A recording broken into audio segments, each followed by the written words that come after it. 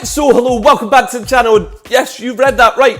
Tottenham are going to win a trophy this year. I know that that's come as a shock to a lot of you because, Tottenham don't win trophies. They've got no history. Well, let me tell you something. They've already won a trophy this year, the Tiger Cup, or whatever the friendly was. It's the next best thing to the Aldi Cup. But all jokes aside, I genuinely think Tottenham will win a trophy, and there's a fair few reasons why, but let's get into that. But before we actually do get into that, if you could subscribe, share the channel around, it would be greatly appreciated. We're trying to hit 200 subs as soon as possible, so if you could help us get there, that would be great. Right, now let's get into the actual reasons now. I made a video earlier on before Ange Postecoglou was hired about Spurs, so go check that out for more information on it. And in that video, I said that they should be hiring Ange before he was ever properly linked to Celtic, and that they should get rid of Harry Kane, and that's how they would be very successful. And I mean, I know it's only a few games into the season, but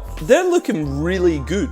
Funnily enough as well, in that video, I said that they should go get Brennan Johnson, and they're linked with a £50 million move for Brennan Johnson now, so I'm pretty sure that Daniel Levy has watched that video, so why haven't you? But enough of that video, it's done, you can watch it whenever, I'm not going to plug it anymore. But at the exact same time, Ange was the correct man to bring in for Tottenham, and the reason selling Harry Kane to Bayern Munich, it helps Tottenham, it's because they were over-reliant on him, and he just doesn't suit Ange's style of football, so it's kind of a win-win for both. Yes, I know as soon as Harry Kane left, a lot of Tottenham fans were, it's all doom and gloom, we're going to finish mid-table, but I don't think that's the case, and it's proving to not be the case. Harry Kane probably going to thrive in Bayern Munich, he'll win a few trophies over there and get people off his back about that, but at the same time, it's kind of a similar situation to when Liverpool sold Philippe Coutinho, their best player at the time, by a country mile.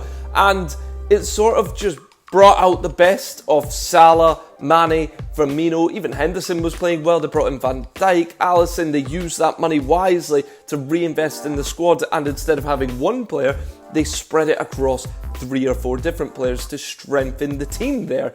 And that's what I think is happening at Tottenham. And before we even get into speaking about Tottenham and how they're going to win the trophy, it all comes down to Ange Postecoglou, because Ange is a winner.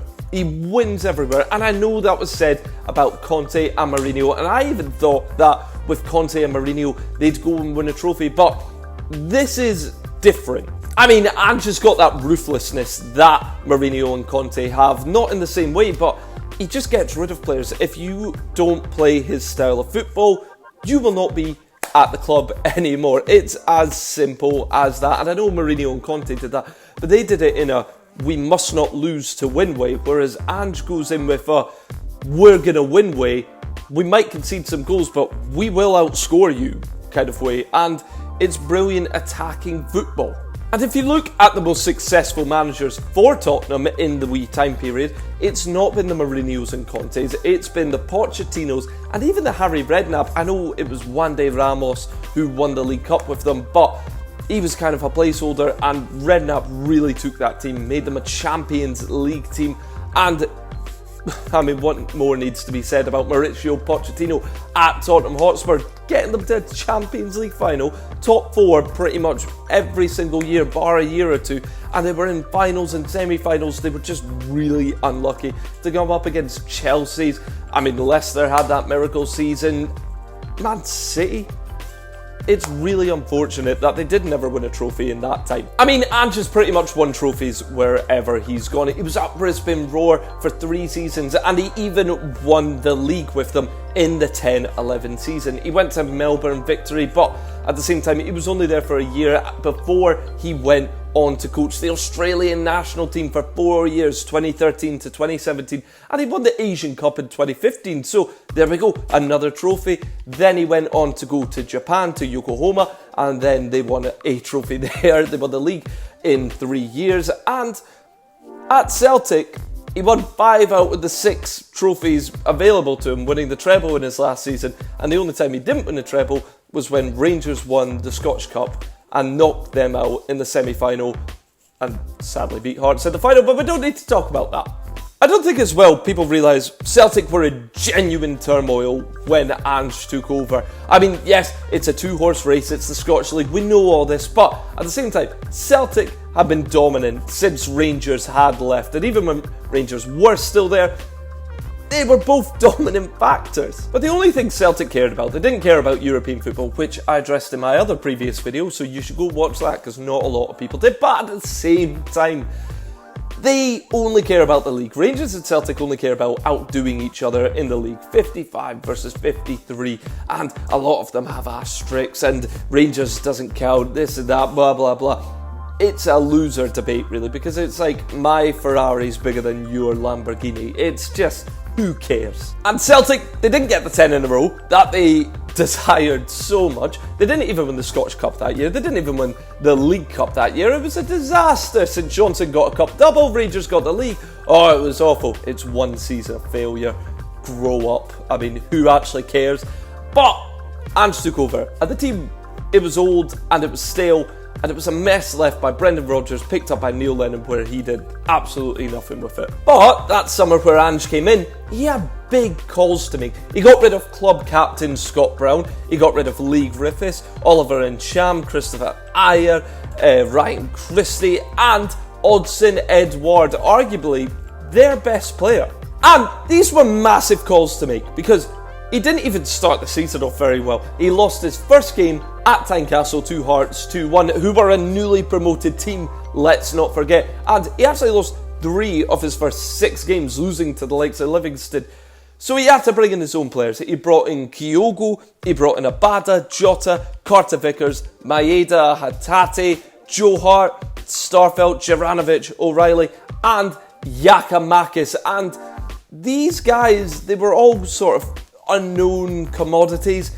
No one really knew what you were going to get from them other than Joe Hart, but his career looked like it was thrown in a bin.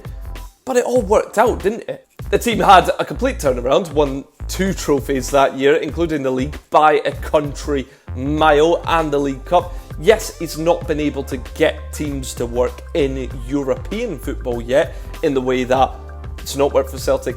Literally in the Champions League, Conference League, Europa League, it's not worked for them, but he's got them to click domestically. You can tell that the Celtic team is all his doing because Brendan Rodgers currently has this team, and he doesn't know what to do with it, and they're not playing the same high energy football, and yes, they're top of the league, but they're not a great side. And if there was any other team who could do it in Scotland other than Rangers and Celtic, I'd say the league is there to be grabbed, but no one can. Now, let's get on to Tottenham and their trophy history, something that everyone likes to laugh about. Well, they've not won a trophy since the 07-08 season, where they won the League Cup in the final at the New Wembley against Chelsea, with Jonathan Woodgate heading in the winner. Big result, right? Not had a trophy since. The thing is, this is quite new for Tottenham fans. Now, I'll explain why, because a lot of people are like, Tottenham don't win trophies. Yeah, I get it. Well, they won a trophy in the 2000s, they won trophies in the 90s, 80s, 70s, 60s, and 50s, and they won at least one every single decade up until this decade just gone by, the 10s. They didn't win anything there, and the only time that a decade had gone by that they didn't win a trophy was the 40s to 50, and that's because they didn't even play half the season because of obvious reasons. But we can be brutally honest about Tottenham, because they haven't won a League Cup since 2008, they haven't won the league since 1961, and they haven't even won the FA Cup since 1991. It's not good enough. Isn't it weird though that they've won 3 European trophies? I mean, the European Cup Winners' Cup in the 60s, and 2 Europa Leagues, one in the 70s, one in the 80s. Not many English teams can say they've won 3+. And on top of that, they're also the first British team to win a European trophy. So, hats off to them for that. They've obviously got no European football though. And even if they were in the Champions League, maybe the Europa League or the Conference League, they might win that. But I don't think they would anyway, because of Ange's history in these competitions. Not to say that they wouldn't, but they probably wouldn't. And the league is obviously a no-go. That's Man City's and maybe Arsenal, who knows, at the end of the day. But they need to focus on the cups. Yes, finish as high as you possibly can in the league. I think 5th would be a really good season, but focus on the FA Cup and the League Cup. If I'm to give you a proper prediction, I think that they'll get to the quarterfinals of the League Cup, and I think they'll win the FA Cup. No, I'm serious. I think they'll win the FA Cup. Obviously, it depends on the draw. They could get Newcastle away, they could face Liverpool, Man City, even Chelsea in form, Arsenal. There's tons of great teams, the likes of Brighton as well.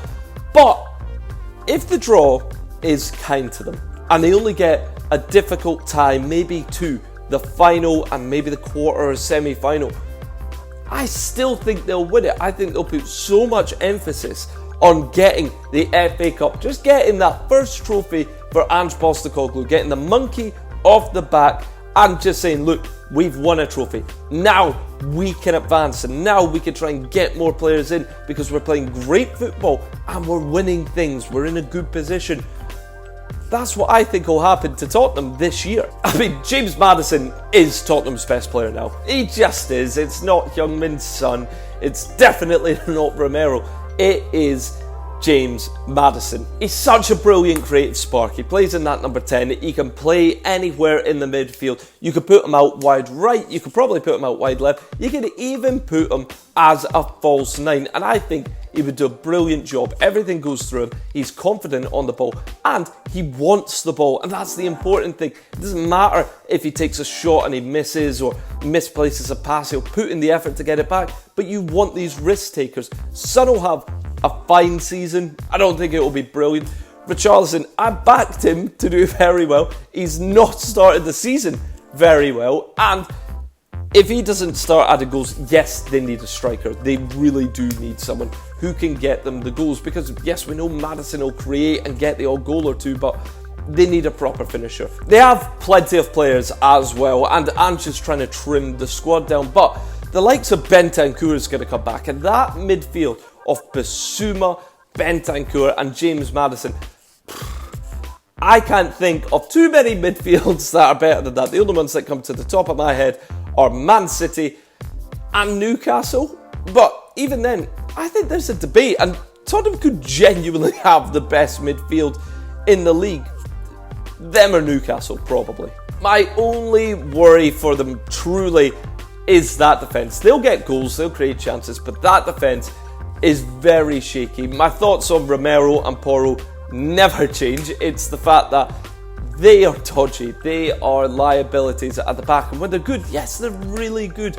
But they just get too aggressive. They switch off and you can't rely on them fully. I mean, I think the young lad that they've brought in from Wolfsburg is a great addition, and the young left back from Udinese that they signed a year ago, loaned out to Udinese, whose name I can never pronounce.